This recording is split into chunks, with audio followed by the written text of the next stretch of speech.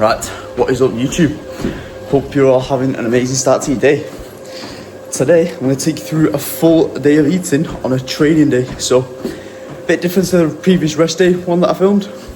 This one has more food, more carbs. Meals are different, so stay tuned for it. Today, I'm starting out with my fasted steps because today's a leg day, so don't do any direct cardio on this day because I want to keep my legs fresh essentially. If you burning your legs out before doing legs, you're not going to train legs as well. So yeah, I basically do cardio every other day but leg day, so 5 times per week basically. And then legs tends to burn more calories anyway because obviously it's a higher muscle group, bigger muscle group.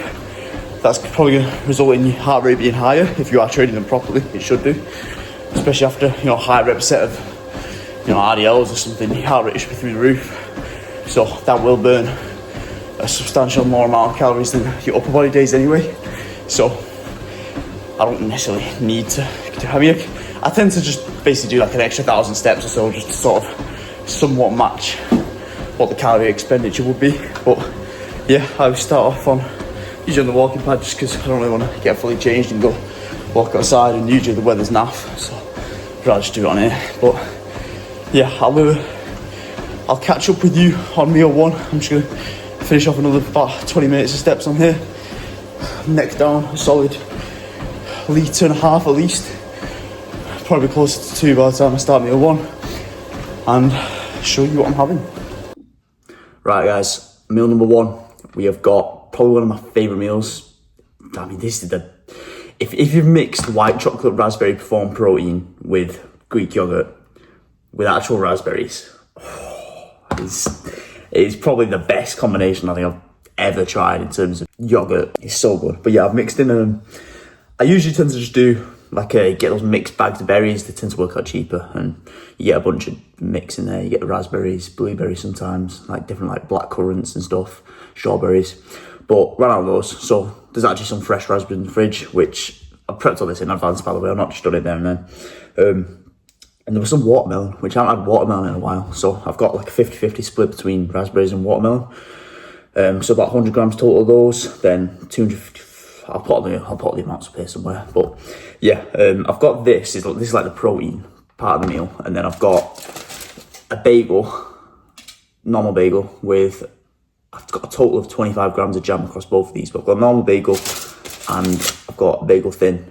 So as my calories go up again, I don't know when that'll be, when my weight starts stalling again, I'll just swap out that bagel thin for a full bagel. So I'll have 2 full bagels with this. But yeah, I'm going to devour this because I'm starving, which is good because if I'm eating, as much as I'm eating, I'll put the total at the end, it's like 5,000 calories. If I'm hungry at this stage, that's very good. In the past, when I've been eating somewhat close to this amount of calories, I've been like borderline throwing up, which is not what you want. Your body's not utilising the food at that point. I was like 16 at the time, I didn't know that, but yeah, very good spot to be in terms of appetite, digestion, body actually using the food properly for what it needs to do to build muscle. So yeah, I'm gonna read this. I'll either catch you on the treadmill after, or I'll catch you for meal 2. Right, thought I would show you all the supplements that I take. So I take most of them right after eating meal 1, basically pretty much as I eat it, kind of. And except magnesium, I take magnesium at night before I go to bed because it helps you sleep. But yeah, for most of them, right after meal 1, I do 2 omega-3 capsules, which I'm basically just going to neck them all down here. I'm not going to get them all out of this pill box, but yeah, 2 omega-3s. The reason I take omega-3s, joint health, heart health, and I think there is some cognitive benefits. I'll have to double check on that, but yeah, mainly for my joint health though, to be fair. I've noticed since taking a bit higher doses of omega-3s, my joints have felt a lot better, so maybe worth a try, maybe not. I'm not prescribing anything. Do your own research, but these are all natural supplements, so you don't have to worry about it. Just do your own research regardless. But yeah, obviously if you're living in the UK like myself, we're all probably very deficient in vitamin D because we get no sun, as you know. What vitamin D basically does is it helps you absorb more calcium from food and stuff that you eat, like yogurts, etc. Which calcium is good for the strength of your bones and teeth, etc. Whereas K2 that sends the calcium to your bones and your teeth and stuff, as opposed to it going basically everywhere, which it would tend to end up like in your arteries and stuff, and can lead to them calcifying over, which is not what you want. So basically just get a supplement that pairs both of them two together, D3 and K2. Then I also do curcumin, which is basically curcumin and like turmeric and stuff, basically all in one supplement, which is good for preventing inflammation, which I need because I get a lot of that from training, of course, and just cardio and steps and stuff in general. So I found since taking that, I have felt a lot more recovered per se. And I also take magnesium. I said, I take that at night because that's sort of good for maintaining stress levels, reduces cortisol levels, which will improve your sleep as a result. Don't necessarily want to take, I mean, you could take it in the morning if you're very stressed out, but I'm not too stressed out in the morning usually, so I just crack on. But I find it's good for helping me wind down, so that's a good one. And last but not least, I take vitamin C, which obviously good for your immune health. I do already have loads of fruits and veggies in my diet, so I'll probably get a good amount of vitamin C intake regardless, but it's one of those things, definitely make sure you don't want to underdo it. And I don't really get ill that much, touch wood. I think that's wood. Touch wood. So yeah, that is what I take. That's my stack. I used to be someone who struggled taking tablets. I used to like, just getting one of these down at a time would be an absolute, oh, you can't see this, would be an absolute nightmare. But yeah, I've got 6 here. So now, it's not a problem whatsoever. 6 in 1, done, bosh. Right, after meal 1, and basically I try and do this after every meal. Obviously with work and stuff you can't always do it, but I try and just walk a little bit after each meal. Just definitely helps get it all digested, helps get it settled, which when you are pushing a lot of food like I am, if your digestion goes to shit, cooked, you're cooked. It's very hard to revive your appetite from that point. So yeah, definitely prioritise digesting your food properly. I'm also drinking more water at this point. By the time I get this down, I'll be on 3 litres and it'll be 9:30 in the morning, which is a lot of people who don't train won't even touch that throughout the whole day, which I do drink a lot of water in all fairness, but it's definitely something that shouldn't be undervalued. If you're not hydrated, you're not going to be able to actually contract your muscles hard as if you were. And there's a few things that go into hydration. It's not just water intake, it's also like sodium, potassium, electrolyte balance and stuff, but that's a bit more techie. But it's something that I do pay attention to. I do add sufficient amount of salt to all my meals. I usually shoot for around about 6 grams per day. And then I drink about like 9 litres of water at least. So yeah, one thing I do probably need to pay more attention to, which, well, it's like I said, it's a bit techie. It's nowhere near as important as just training hard and eating enough food and getting protein in, for example. But like potassium intake is something that I'm not really paying much attention to. So I'm probably going to get some, I mean, I usually just use pink Himalayan salt, but I'm probably going to order some low salt, which is like a potassium based salt.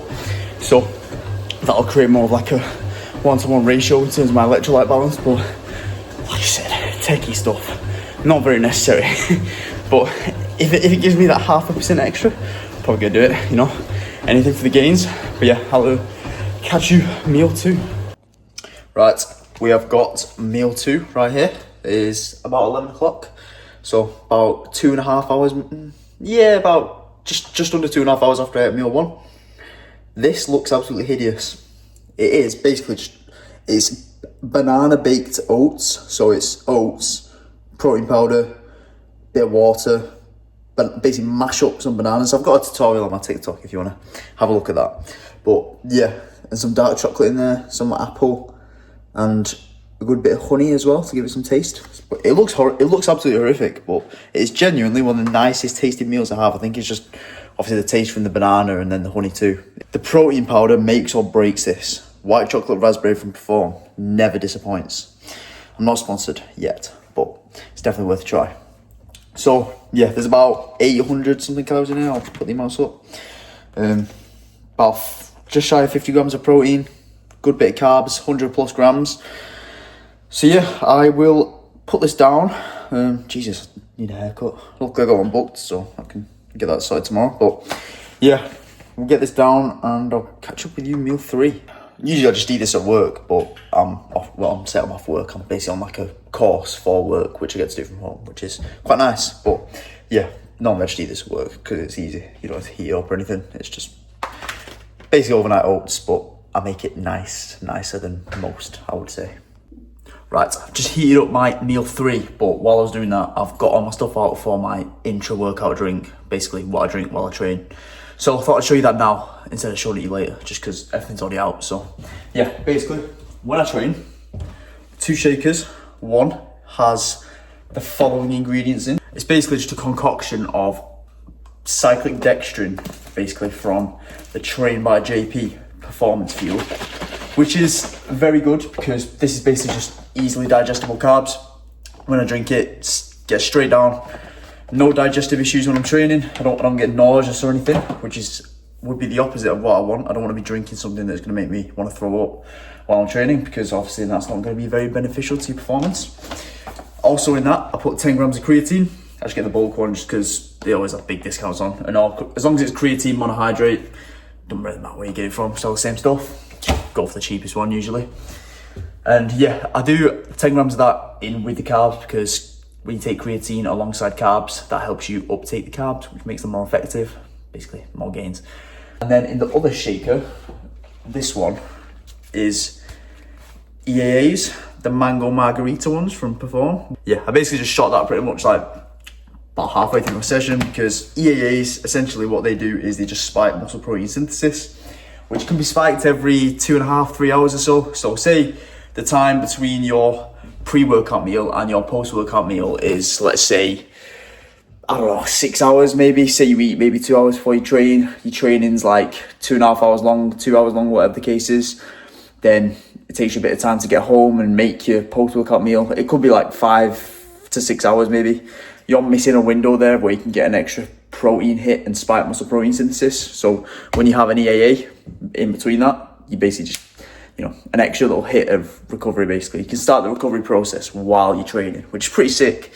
So yeah, that is what I drink when I train. In terms of my meal 3, what we have is some basically just beef and potatoes and veg with like a bolognese sauce, which is lovely.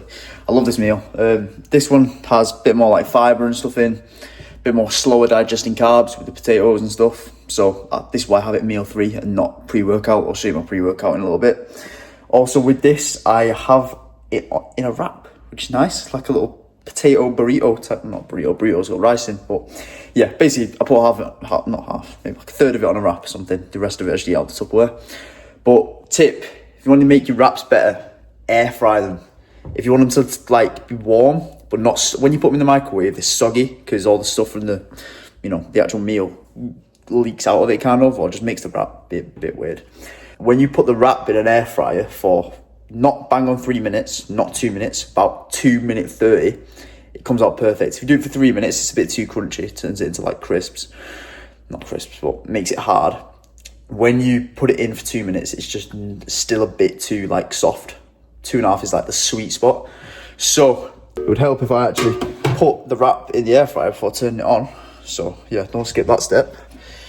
Then in that goes, click the start, and then yeah, wait for the wrap. Right, back with the pre-workout meal, which we have chicken and rice. I'll put the amounts up over here near where the window is. So yeah, we got the main bit, chicken and rice. Just protein, some more slower digesting carbs through the jasmine rice, which is still pretty fast digesting because it's jasmine rice and it's not any of the like brown rice or anything like that. And then alongside that, we have got in this bowl 2 crushed up rice cakes, 15 gram of dark chocolate, 25 gram honey, and one of my favorite parts, a squares bar. So yeah, with this meal, I want it to be pretty fast digesting. It's very high carb. I think it's like, I'll put the amounts up. I think it's like 200 and I think it's 200 plus gram of carb. So yeah, it's a lot of carbs in this meal. It's about like what, 1,000 something odd calories. So I want it to digest pretty well, hence why I've gone for more fast digesting carb sources. You don't want something pre-workout that's going to sit too heavy for too long, like oats, for example. I know some people do oats pre-workout. Personally, I just find they sit a little bit too heavy, so that kind of mess around with my digestion going into the session. But yeah, essentially I want as many carbs in pretty much as I can digest, because obviously that's going to help my training performance, which is what I want. This is where you want to be placing the majority of your carbs, pre-workout and post-workout, especially if you go into like a dieting phase and your carb intake through the day gets limited. Prioritize placing it pre and post, because that's where you need the energy. You don't really need the energy around your other, especially if you like have a desk job like me, you're not moving about. What do you need the energy for? You know what I mean? But yeah, if you're also wondering like why the dark chocolate, for example, bit of a weird addition to the pre-workout meal. Basically, dark chocolate has these things in called I think they're called pronounced flavonols or something. Basically, that helps your body produce more nitric oxide, which increases vasodilation, which basically just improves blood flow. Means you can get a better pump, which who doesn't want a better pump, of course. But yeah, essentially, if you got more blood flow, you're just going to perform better. There's more, oxygen being transported to the muscles. So yeah, there is a reason for it. Believe it, it's not. I do like dark chocolate anyway. It's very nice. It's probably my favourite. I prefer dark chocolate now after eating it for so long compared to like normal milk chocolate and stuff. But there is reason behind it. It's not just because I like it. And then I've got a good bit more salt on this meal compared to some of the other ones. Like I think I've got about 1.5 grams of salt in. No, probably about a gram. Just over a gram of salt in this. Pink Himalayan salt, that is. Yeah, I'll eat this, then probably wait around about an hour and a half, maybe an hour 15, then drive to the gym. So that'll be about 20 minutes or so, drive to the gym. So I'll probably be starting my session maybe about an hour 45 after eating this, which is probably what I need for it to be fully digested. I'll do a little walk after eating this, and then, yeah, definitely don't. In the past, I remember when I was like 16, I used to eat this like huge bowl of pasta, which was, I don't know what the calories would have been, maybe like 1,000 or something at the time, but I'd eat it and then 20 minutes later I'd ride my bike to the gym and then go deadlift. So within about 40 minutes I'd have my top set on a deadlift. This food hasn't settled. I'd literally start my deadlifts. I wouldn't even be able to finish a set. I'd be throwing up there and then. I'd have to run to the toilet and but yeah, don't do that. Make sure your food's properly digested, because if it's not digested, you're not getting the benefit from it anyway. So definitely prioritize that. Leave a little bit of time. Organize your day so that you are eating this pre-workout meal with sufficient time for it to digest before, you go train. Pay attention to these things. They make the difference.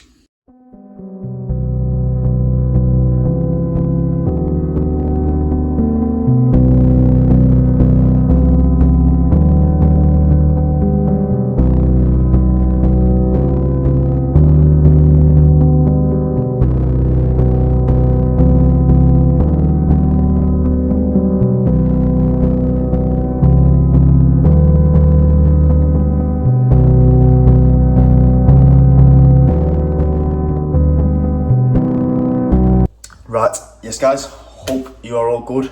Making my post-workout meal now. Thought I would show you how I make cream of rice, because I think a lot of people don't know how to make it.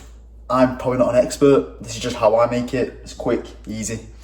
So what I do is, first of all, boil your kettle. And I'm doing 80 grams of rice flour, which is basically cream of rice, just obviously unflavoured, about an eighth of the price. No point buying the normal stuff in my opinion if you mix it with a good flavoured whey protein.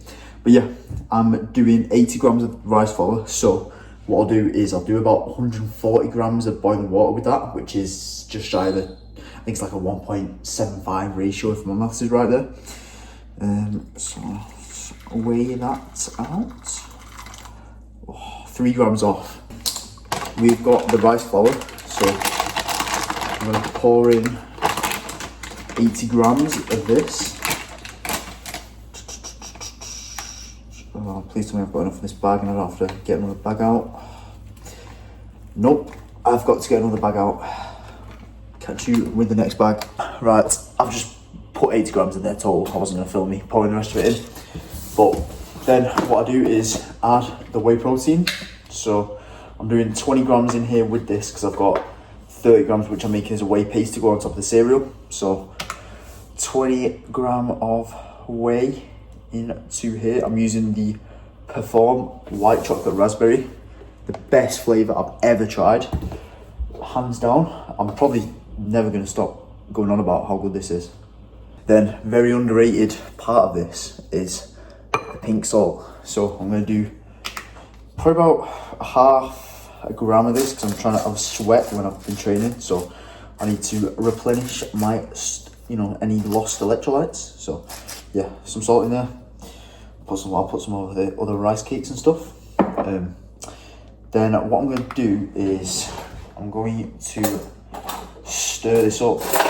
Everything in the bowl, just pretty standard stuff. Just stir it for maybe 2 minutes, just until everything's mixed in, and it's like instead of it being just powder and everything like it is here, you're gonna want to basically just stir.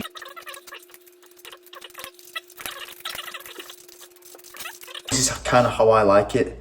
It should be this sort of like consistency-ish. So let's go a bit closer. Like a gooey sort of paste type thing. That's just personal preference. Some people like it runnier, some people like it thicker. If you put it in the fridge, it'll sort of go thicker, but I just can't bother putting it in the fridge. I'm hungry, I want to eat right now. So, it's been it's been nearly an hour since I've finished training, so I need to get the food in. And then I'm literally just going to pour 90 grams of blueberries on top of this, and voila, meal made. Right, I'm knackered, so gonna make this a quick one. Post-workout meal, full breakdown. I've already done one of these on like a different video, but yeah, we basically just got, same as usual, the 50-50 mix between Frosties and Cocoa Pops. I've got like an extra 5 grams of dates in. I've bumped my calories up a little bit. So yeah, macros will be up here somewhere on this whole meal as a whole. So yeah, that's the cereal with the whey paste mixed in. Obviously, I use that as like a milk, except it's not a milk, it's more like a glue. It glues the cereal together. So yeah, then I've got my cream of rice, which I just previously showed you, with the blueberries in Nova. And then we usually do 3 rice cakes with jam, but I've run out of jam, so I've subbed some honey in instead, because macro is the same. In the scenario where, like, you run out of jam, you can use something like honey. Don't freak out like, oh no, I can't stick to meal plan. Just use a very suitable alternative. It's not the end of the world. Just get some jam next time you can. So yeah, in terms of water intake today, this is, once I finish this, I will have had 10 litres total, if you're counting in like my intro workout and stuff like that. So yeah, very high water intake, but honestly, I just prefer it. I like drinking water. I like how I feel when I'm hydrated. I don't mind the fact that I've got to go to the toilet a lot. It's just, I'm used to it, but I've literally been drinking upwards of 5 litres a day since I was about 15, so 5 years. I'm just used to it at this point. Yeah, drink more water throughout the day. You'll feel better, 100%. So yeah, right, I will see you in a bit. Adios.